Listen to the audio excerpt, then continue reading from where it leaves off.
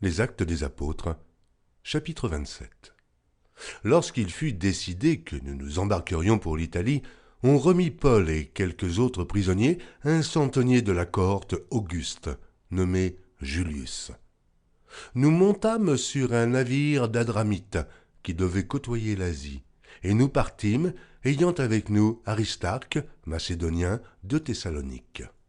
Le jour suivant, nous abordâmes à Sidon, et Julius, qui traitait Paul avec bienveillance, lui permit d'aller chez ses amis et de recevoir leurs soins.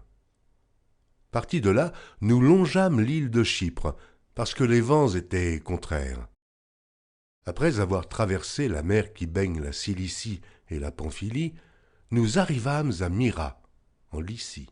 Et là, le centenier ayant trouvé un navire d'Alexandrie qui allait en Italie, nous y fit monter. Pendant plusieurs jours, nous naviguâmes lentement, et ce ne fut pas sans difficulté que nous atteignîmes la hauteur de Snide, où le vent ne nous permit pas d'aborder. Nous passâmes au-dessous de l'île de Crète, du côté de Salmone. Nous la côtoyâmes avec peine, et nous arrivâmes à un lieu nommé Beauport, près duquel était la ville de Lasée. Un temps assez long s'était écoulé, et la navigation devenait dangereuse, car l'époque, même du jeûne, était déjà passée.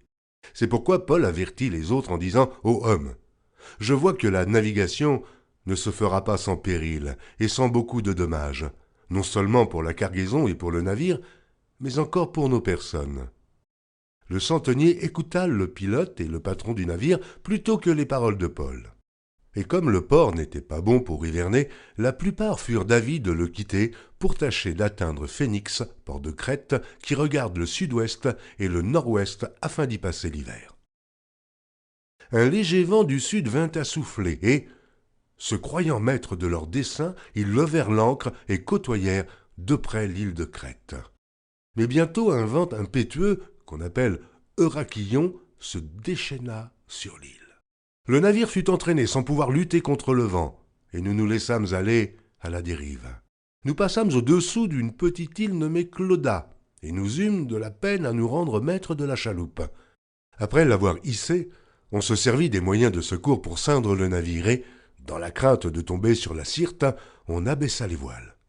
C'est ainsi qu'on se laissa emporter par le vent. Comme nous étions violemment battus par la tempête, le lendemain, on jeta la cargaison à la mer. Et le troisième jour, nous y lançâmes de nos propres mains les agrès du navire.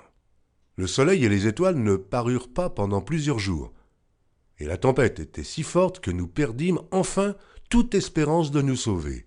On n'avait pas mangé depuis longtemps. Alors Paul, se tenant au milieu d'eux, leur dit « Ô hommes, il fallait m'écouter, et ne pas partir de Crète, afin d'éviter ce péril et ce dommage.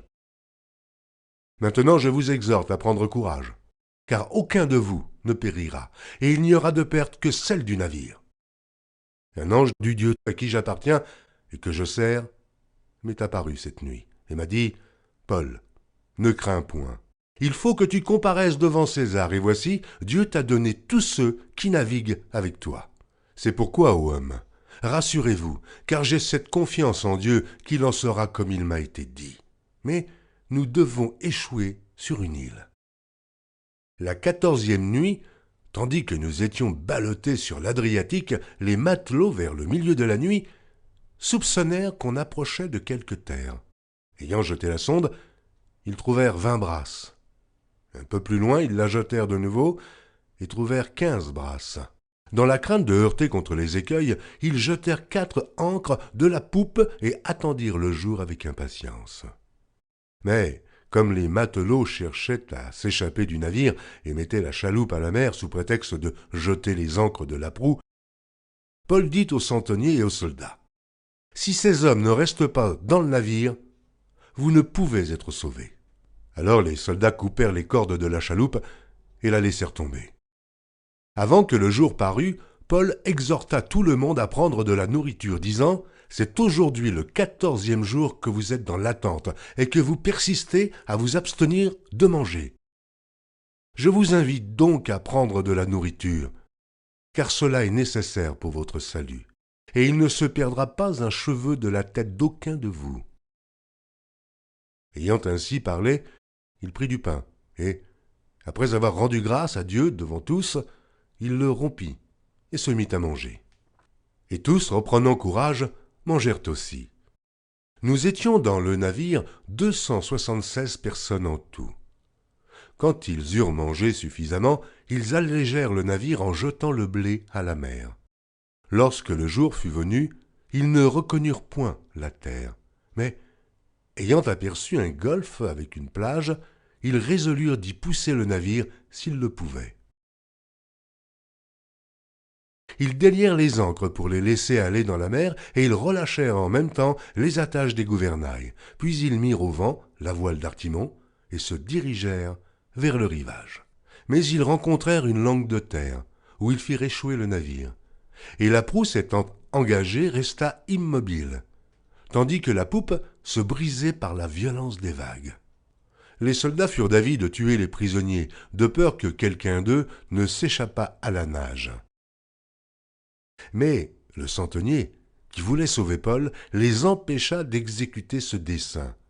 Il ordonna à ceux qui savaient nager de se jeter les premiers dans l'eau pour gagner la terre, et aux autres de se mettre sur des planches ou sur des débris du navire, et ainsi tous parvinrent à terre sains et saufs.